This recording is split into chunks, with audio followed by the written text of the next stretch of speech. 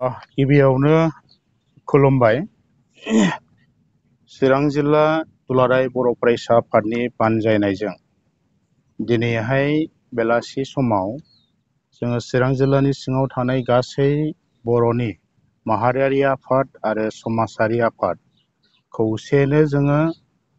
आथिखालाव सोलिबाय थानाय जे चिरां जिल्ला सिंनि थासारि, गुबैयै सोलोंथाइ बिथिं आरो समाजारि बिथिं, बेखौ नोजोर होनानै दिनैनि समाव थासारिया खावलायनाय बायदि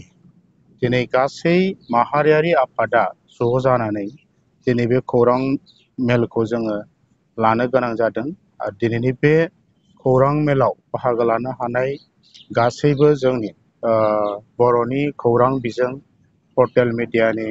मावथि नोंथांमोननिसिम साबायखर बावदों गिबियावनो। आरो जों बाहाय माहारियारि आफाद हिसाबै गासै जोङो 10थासो आफादा जों ज' जानो हादों। बाव गुबैयै जोङो दङ चिरां जिल्ला बर' थुनलाइ आफाद आरो बिजनि साब डिभिसनाव बिजनि जिल्ला बर' थुनलाइ आफाद मोननै, अल आसाम बर' ट्राइबेल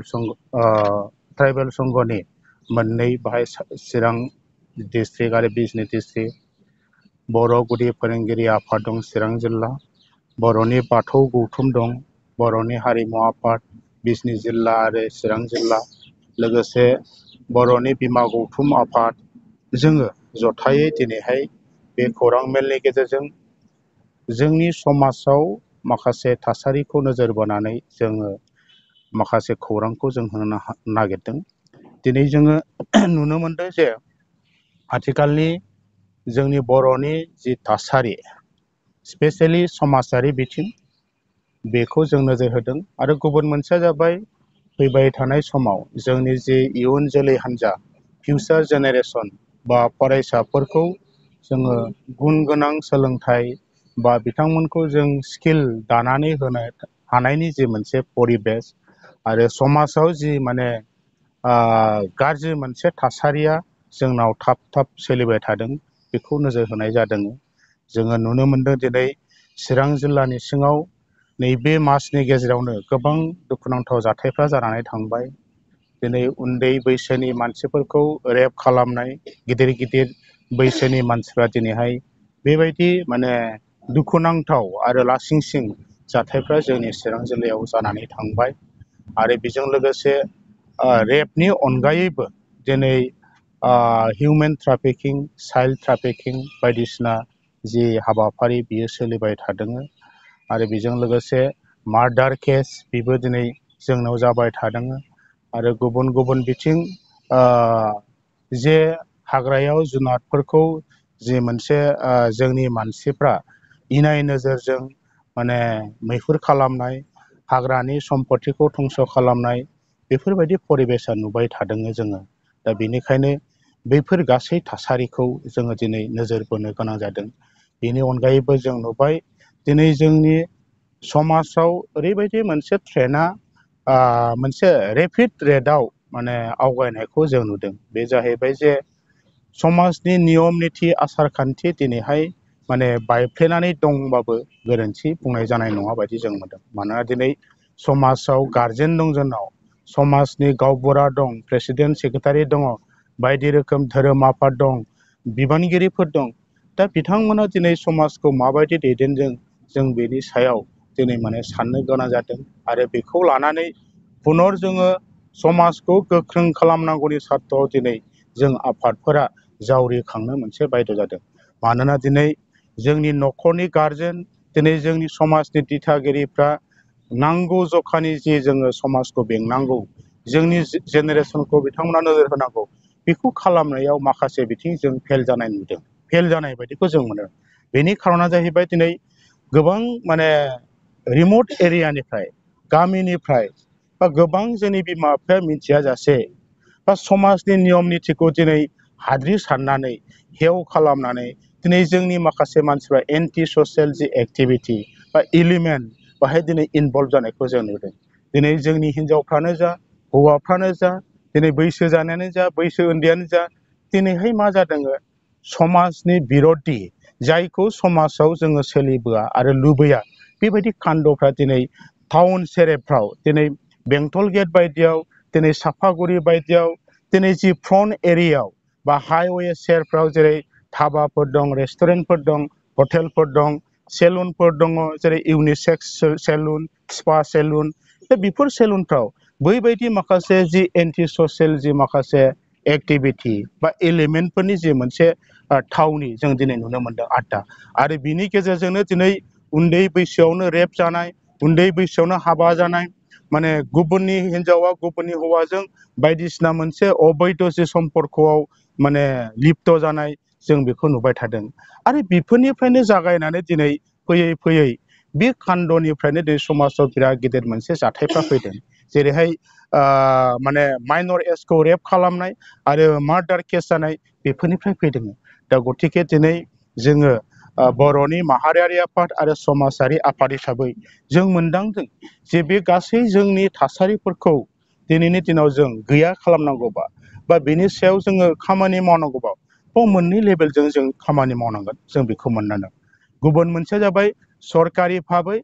आयेननि बेबस्थाजों एडमिनिस्ट्रेसन बिनि बेबस्थाजों बाहाय लिगेलि जि एक्सन लानांगौ ल' एन्ड अर्डारा जिबायदि खामानि मावनांगौ बेखौ प्रसासननि गेजेरजों स्ट्रिक्टलि खामानि मावनांगोन आरो नोजोर होनांगोन बेखौ जों मोनदांदों आरो गुबुन मोनसेया जाबाय जों सामाजिक भाबे जोंनि जातीय आफादफोर जोंनि समाजारि आफादफोर जोंनि गार्जेनफोर जोंनि एनलाइटेन जायफोरनाखि सुबुंफोर बिथांमोनाबो दायित्व लानानै जों न'खरनिफ्राय समाजनिफ्राय बिनि फारसे जों प्रिभेन्सन जे मिजार बे मिजारखौ जों लानांगौ दं नङाब्ला फैबाय थानाय समाव 10 बोसोर 5 बोसोरनि उनाव बेबायदि जाथायनि सायाव जुदि जों नोजोर बोआबा हयथ' दुखुनांथाव जाहैगोन बर' जाथिनि इयुननि बाथ्रा बर' जाथियाव जोङो सुबुं सम्पद जोनोम होनायनि बाथ्रा दानायनि बाथ्रा सोलोंथाइनि बाथ्रा बेफोर फारसे गासैबो सिमांनि बाथ्रा जाहैगोन दा बेनिखायनो जों दिनै गासै आफादा ज' जानानै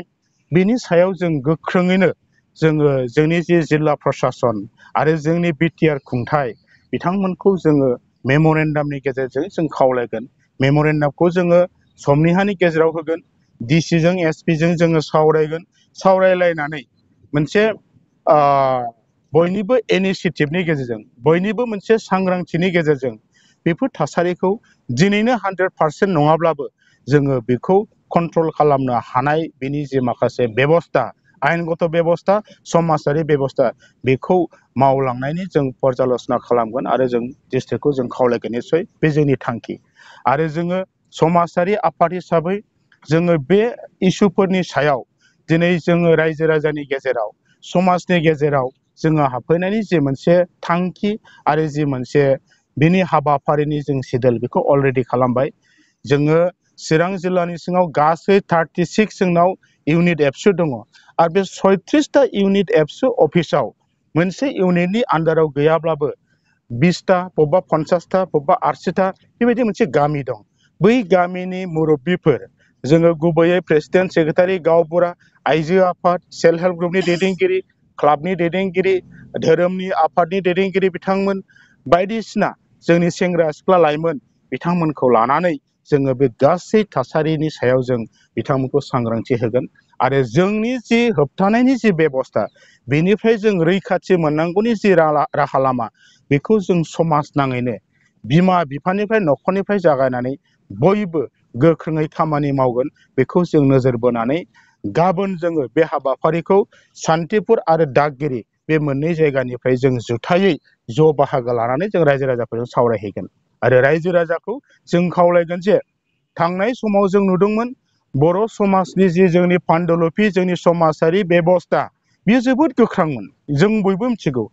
समाजाव माबा मोनसे सिखाव जादों माबा मोनसे अपराध जादों माबा मोनसे दाय दन्द जादों बिनि बिसार बिनि जि माने बेबस्थाया गामिनि दैदेनगिरिफ्रानो मोजां मोनसे सिन्थाधारानि गेजेरजों बयजोंबो गनायजानाय जि मोनसे बिसार जि मोनसे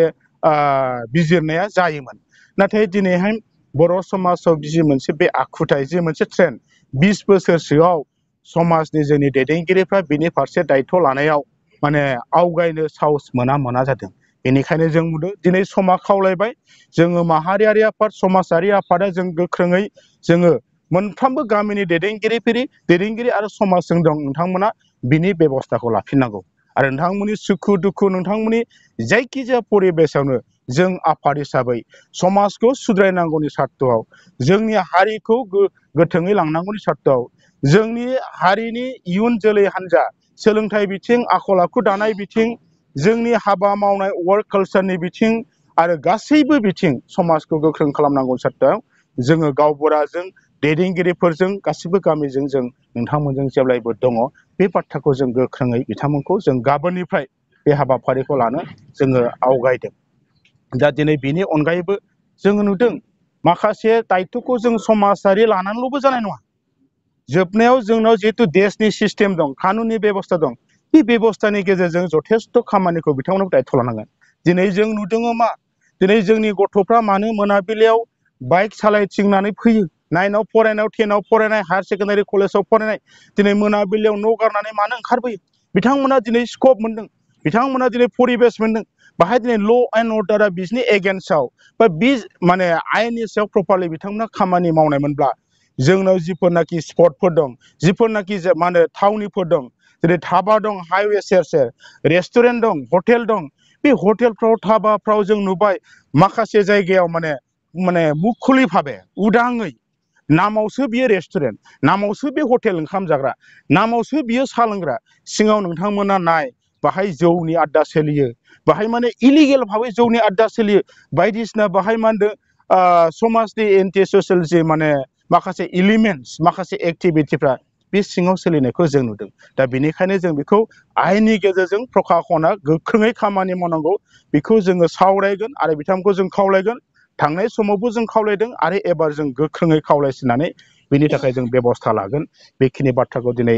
नोंथांमोननो फोरमायबाय आरो दुलाराय बर' फरायसा हिसाबै जोङो बेखिनि बाथ्राखौ दिनै समाजाव जोङो